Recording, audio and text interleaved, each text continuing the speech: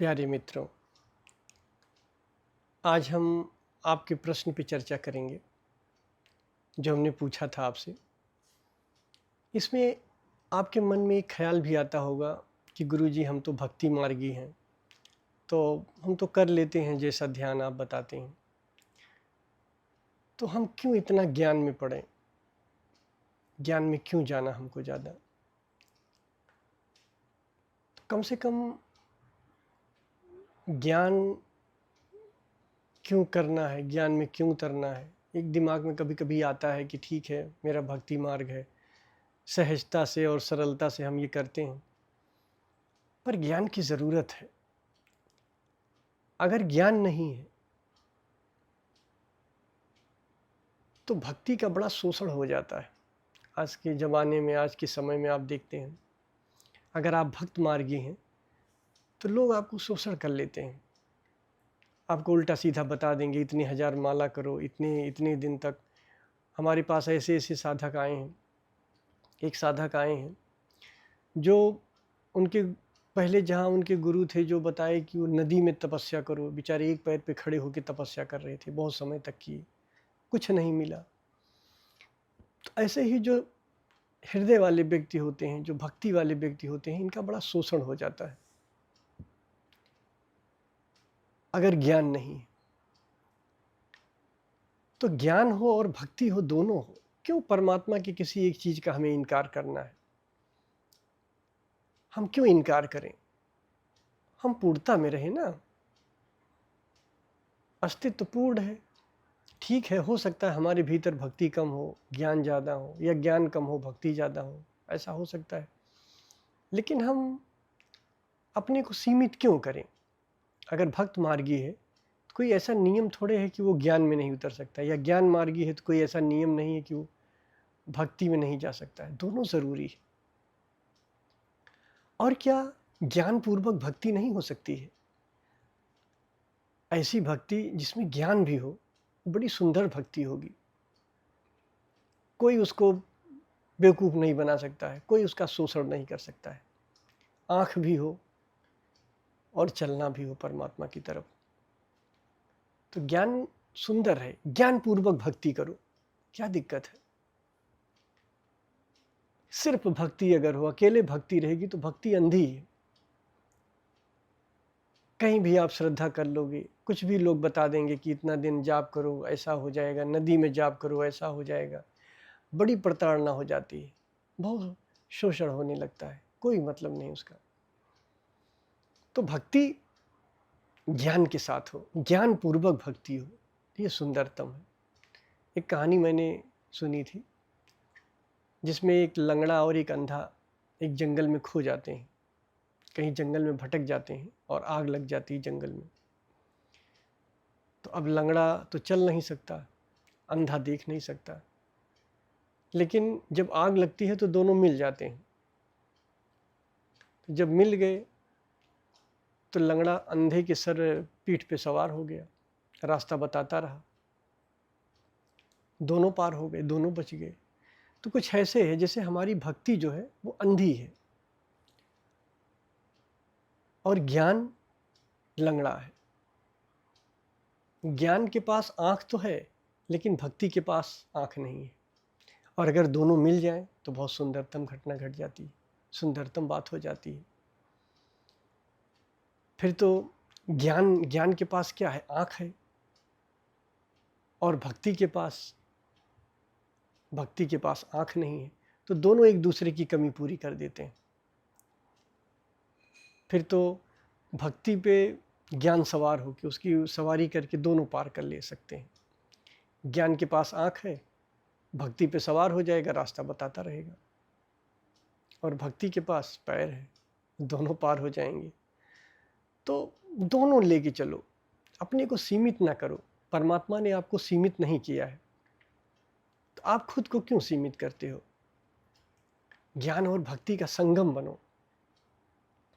और ये जरूरी नहीं कि जो ज्ञान मार्गी हो भक्ति में न डूबे। डूब जाओ कभी, छोड़ दो ज्ञान और डूब जाओ परमात्मा में, ईष्ट में, जिसको भी आप मानते हो, गुरु है, परमात्मा है, ईष्ट है, कहीं भी डूब जाओ, भजन में डूब जाओ, गाओ, इसीलिए मैं ज्ञान मार्गियों को भी कहता हूँ खूब भजन गाओ, कोई दिक्कत नहीं। ऐसा कोई ठप्पा नहीं लग गया कि अगर आप ज्ञान से चल रहे हो तो भक्ति नहीं होनी चाहिए, या अगर आप भक्त हो तो ज्ञान नहीं होना चाहिए। खूब गाओ, खूब मजे करो, दोनों लेके चलो, सीमित ना करो अपने आप को, तो वो सौंदर्य ही अलग होगा। कहीं कोई सीमा ना हो, असीम हो, भक्ति और ज्ञान दोनों के संगम हो। ऐसे बनो जैसे दो चिड़िया उड़ती है ना, दो पंख होते हैं, तो एक भक्ति का पंख हो जाए, एक ज्ञान का पंख हो जाए, तो आसमान में उड़ जाओगे। तो बस ऐसे ही, सीमित मत करो। ज्ञान वाले भी खूब भक्ति करें और भक्ति वाले भी खूब ज्ञान में रहें। अगर भक्त ज्ञान में रहेगा तो उसको कोई बेवकूफ़ नहीं बना सकता है, कोई मूर्ख नहीं बना सकता है। ज्ञान पूर्वक भक्ति करे, नाचे। तो अब हम प्रश्न पे आते हैं जो मैंने पूछा था आपसे। पहला प्रश्न, कुछ न करना क्या है? देखिए भाई, ये बहुत ज़रूरी प्रश्न है और बड़े इम्पॉर्टेंट है, क्योंकि आने वाले समय में जो नो मेडिटेशन करेंगे तो आपको तो भाई ये पता होना चाहिए कि कुछ न करना क्या है। अच्छा, कुछ न करना से ज़्यादा इम्पॉर्टेंट ये जान लेना है कि कुछ करना क्या है। कुछ न करना है तभी जान पाओगे ना जब आप ये जान लो कि कुछ करना क्या है।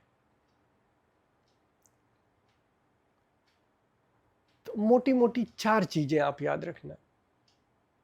ECG, ECGC, E for effort, ECG, C for control, G for judgement और C फॉर चॉइस। ये 4 चीज़ें हैं जिसमें कुछ न कुछ करना रहता है।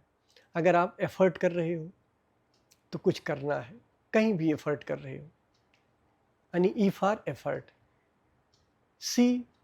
C फॉर कंट्रोल, अगर कहीं कुछ कंट्रोल कर रहे हो तो आप कुछ कर रहे हो। G फॉर जजमेंट, अगर कुछ जजमेंट कर रहे हो, ये अच्छा है ये बुरा है, तो कुछ करना हुआ। और चॉइस, जजमेंट के बाद चॉइस आती है। कैसी चॉइस? ये चूँकि ये ख़राब है तो मैं इसको नहीं लेता हूँ, ये अच्छा है तो इसको लेता हूँ। चुनाव आता है। एफर्ट नहीं करना है पहला। तो जहाँ जहाँ हम एफर्ट करते हैं उसको देखो। एफर्ट कहाँ करते हो? जब आप दृष्टा बनते हो आप एफर्ट करते हो। कहाँ कहाँ कुछ करना है आप ध्यान करते हो? तो पहले देखो आपके सारे ध्यान में कहाँ कहाँ कुछ करना है। तो कोई भी ध्यान ले लो, अगर आप दृष्टा बनते हो, मान लो सांस ध्यान ले लो, तो आप एफर्ट कर रहे होते हो ना, एफर्ट कर रहे हो। डीप बी ले लो, डीप बी में होश का अनुभव कर रहे हो, होश को कंट्रोल कर रहे हो, होश को कंट्रोल कर रहे हो, तो करना है, कंट्रोल करना हुआ। एफर्ट हो गया, कंट्रोल करना हो गया, जजमेंट करना हो गया और चॉइस, है ना, ये सारी चीज़ें। तो जब अभी नो मेडिटेशन में हम जाएंगे तो हमको ये देखना होगा कि हम क्या क्या कर रहे हैं, और जो जो कर रहे हैं वही नहीं करना है ना। तो डीप बी में हम होश को कंट्रोल कर रहे होते हैं, ठीक, होश का अनुभव करते हैं, होश को कंट्रोल कर रहे होते हैं। दृष्टा में हम क्या करते हैं? दृष्टा में भी हम कंट्रोल कर रहे हैं, दृष्टा बनने की कोशिश कर रहे हैं, कर्तापन वहाँ भी है, ठीक है। और कहीं न कहीं हम चुनाव कर रहे हैं। जैसे अभी तक तो आपने ये सुना था कि जब हम दृष्टा बनते हैं तो हमें चॉइसलेस अवेयरनेस करनी है। अब चॉइसलेस अवेयरनेस के साथ साथ 4 चीज़ें और आ जाएंगी।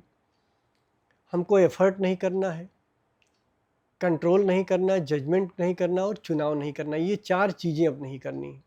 अभी तक जो चॉइसलेस अवेयरनेस था, अब ये 4 ECGC हो गया, ये 4 चीज़ें हो गई। E for effortless, G for ECG, C for control, G for judgement और फिर C फॉर चॉइस। तो ये 4 चीज़ें नहीं करनी है। सारे ध्यान में हम 4 चीज़ें करते रहते हैं। जैसे विचार ध्यान करते हैं, विचार ध्यान बेसिक करते हैं, उसमें भी हम एफर्ट करते रहते हैं, होश को बढ़ाते हैं। जब भी आप होश को बढ़ाते हो आप एफर्ट कर रहे हो। डीप बी में आप एफर्ट कर रहे हो, ए में आप एफर्ट कर रहे हो, हर ध्यान में आप कहीं न कहीं एफर्ट कर रहे हो या होश को कंट्रोल कर रहे हो, ठीक। आप देखो, खोजो, हर ध्यान को खोजो कि कहीं न कहीं हम एफर्ट कर रहे होते हैं, कहीं कहीं होश को कंट्रोल कर रहे होते हैं, दृष्टा तक। और चुनाव में भी साक्षी में भी हम जाते हैं तो बार बार प्रयास करते हैं, साक्षी खो जाता है, फिर प्रयास करते हैं, साक्षी खो जाता है। तो वहाँ भी हमारा एफर्ट चलता रहता है। तो ध्यान में जहाँ जहाँ हम एफर्ट करते हैं, एफर्ट को छोड़ देना है, एफर्ट नहीं करना है, कंट्रोल नहीं करना, होश को कंट्रोल नहीं करना है। मैं बार बार इसलिए इसका कहता हूँ कि ये मेन सूत्र होने वाला है आगे जब आप मेडिटेशन करेंगे, ECGC। ये नहीं होना चाहिए, एफर्ट नहीं होना चाहिए। आप सतर्कता के ध्यान में एक्टिव फेज में तो भयंकर एफर्ट करते हो, सारे ध्यान के एक्टिव फेज में एफर्ट है, ठीक है। उसके बाद कंट्रोलिंग है, डीप बी में कंट्रोलिंग है, होश को कंट्रोल कर रहे हो, ठीक। उसके बाद जजमेंट हो जाता है कि हम चॉइसलेस अवेयरनेस नहीं हो पाते हैं, है ना। फिर कंट्रोलिंग हो गई, तो ये सारी चीज़ें नहीं करनी है। तो अब ये नहीं करनी है तो आप ये पूछ सकते हो, गुरु जी अब तक हम लोग क्यों किए? क्यों? क्योंकि होश को पैदा करना था, दृष्टा को पैदा करना था, सजगता को पैदा करना था। अब हमें इनको छोड़ना है। तो जब इनको छोड़ना है तो हमें ये पता होना चाहिए कि हमारा कर्ता कहाँ कहाँ है, हमारा एफर्ट कहाँ कहाँ है, हमारा चुनाव कहाँ कहाँ है। तो जो जो चुनाव है, जो जो एफर्ट है, जहाँ जहाँ हमारा कंट्रोलिंग है, हम फोर्सफुली दृष्टा बनते हैं तो हम कंट्रोल कर रहे होते हैं, ठीक है। फोर्सफुली यानी कर्तापन है, वहाँ पे कंट्रोल कर रहे होते हैं। तो ये सब चूंकि छोड़ना है तो पकड़ना कहाँ है, पहले ये देख लीजिए हमने पकड़ा कहाँ है। तो ये चार चीज़ें जहाँ हैं वहाँ पकड़ना है, यानी कि एफर्ट जहाँ है, कंट्रोलिंग जहाँ है ध्यान का, जजमेंट जहाँ है ध्यान का, चॉइस जहाँ पे है, चुनाव जहाँ पे है। तो ये चार चीज़ें जहाँ पे हैं, ये चार चीज़ें जहाँ भी हैं वो करता है, वो करना हुआ। और इन चार चीज़ों को जब हम छोड़ेंगे तो चुनाव रहित होगा, वो चुनाव को छोड़ना होगा।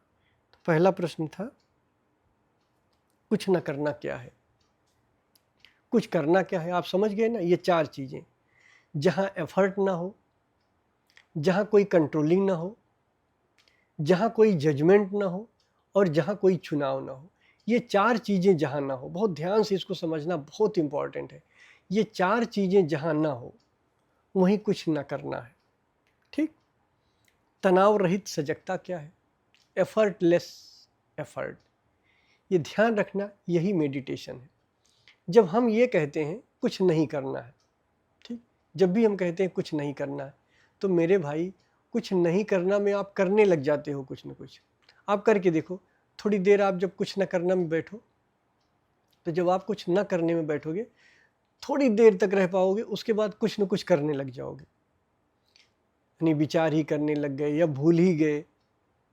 और कुछ ना करना हर आदमी के लिए अलग अलग है। कोई कहेगा मैं कुछ नहीं कर रहा हूँ, कुछ विचार ही कर रहा है, सो गया वो भी कह रहा है कि हम कुछ नहीं कर रहे हैं।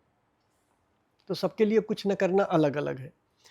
लेकिन जो दूसरा प्रश्न है कि तनाव रहित सजगता, एफर्टलेस एफर्ट, ठीक, जहाँ पे ऐसी सजगता जिसमें तनाव ही ना हो, बिल्कुल तनाव ना हो, एफर्टलेस एफर्ट हो, चुनाव रहित चुनाव, प्रयास रहित प्रयास, जहाँ कोई प्रयास ना हो।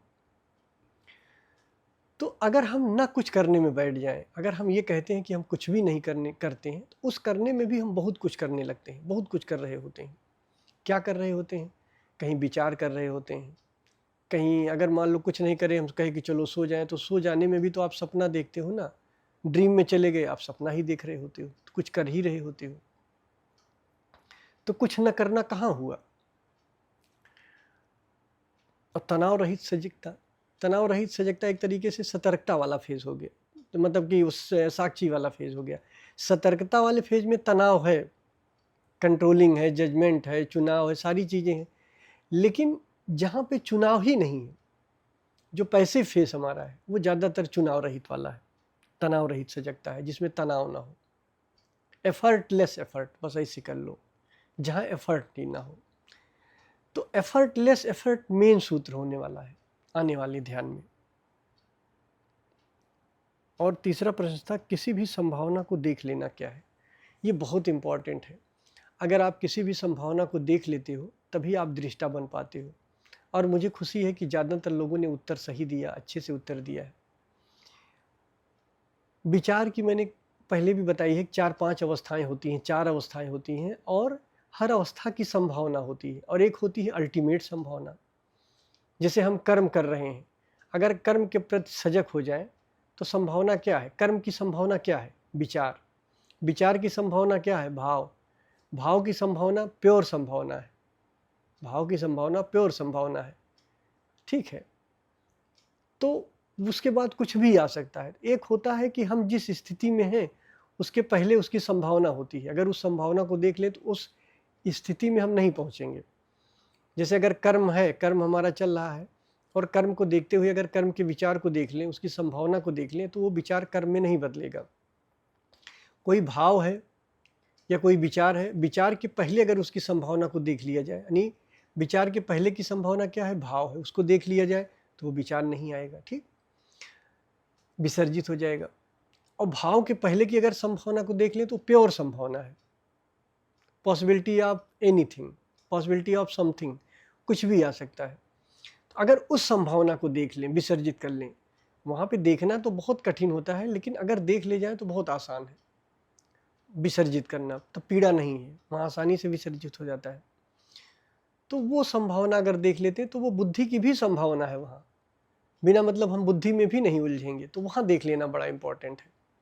शुरुआत में, पहली अवस्था में, तरंग के ठीक बाद जहाँ संभावना को देख लेते हैं, वो बहुत इंपॉर्टेंट है। अगर वहाँ आप देख ले गए तब तो मज़ा ही मज़ा है। तो कहाँ देख लेते हो, ये इंपॉर्टेंट है। और थोड़ा सा जो जिनके बिल्कुल समझ में नहीं आता संभावना देखना, तो वो ऐसे भी सोच सकते हैं कि जैसे कहीं भी अगर आपको जाना है, जैसे मान लीजिए आप किसी मित्र से मिलने जा रहे हैं और मैंने आपसे बताया कि यार फला नाम का मित्र मिलने वाला है, तो जैसे ही बताऊंगा कि यार फला नाम का मित्र मिलने वाला है, आपकी कोई पुरानी याद ठीक आने वाली होगी। मान लीजिए वो आपका दुश्मन रहा हो पहले कभी, अब मित्र हो गया है, या उसके साथ कुछ अच्छी यादें हैं, कुछ बुरी यादें हैं, तो अभी कोई भाव नहीं आया मित्र का। मित्र के भाव के पहले उसकी संभावना आ गई, नाम लेते ही उस मित्र की संभावना आ गई। तो अगर हम उस संभावना को देख ले जाएं तो हम दर्शन में नहीं पड़ेंगे। मित्र से हमें सुख मिलता है कि दुख मिलता है, इसमें हम नहीं उलझेंगे। कब नहीं उलझेंगे? अगर उस संभावना को देख ले जाए।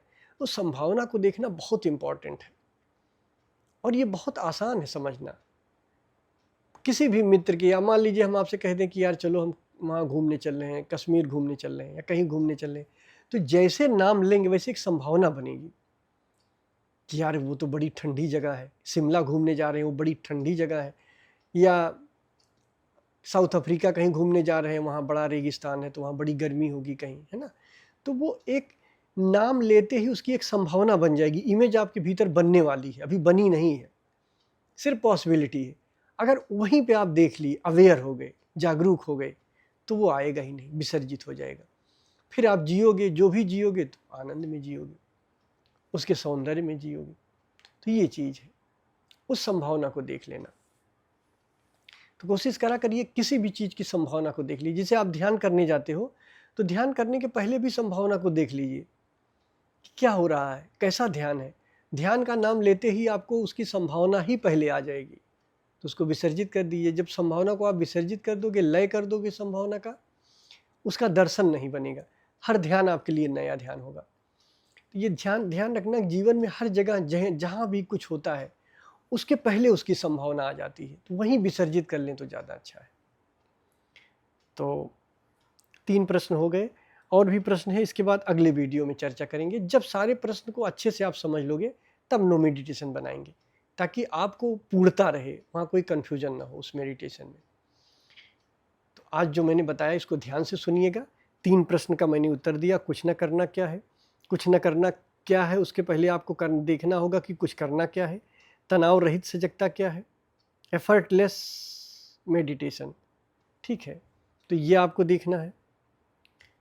अवेयरनेस, किसी भी संभावना को देख लेना क्या है, इस पे आप विचार करना। आप लोगों ने उत्तर भी दिया था, काफ़ी हद तक बहुत अच्छा उत्तर है।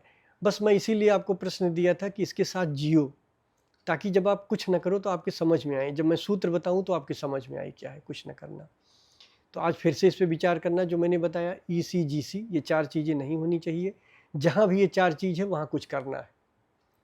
आपके हर ध्यान में ये 4 चीज़ है। अब जो आप ध्यान करोगे उसमें ये 4 चीज़ नहीं होगा। ठीक, उसका मेन सूत्र आगे बताएंगे। धन्यवाद।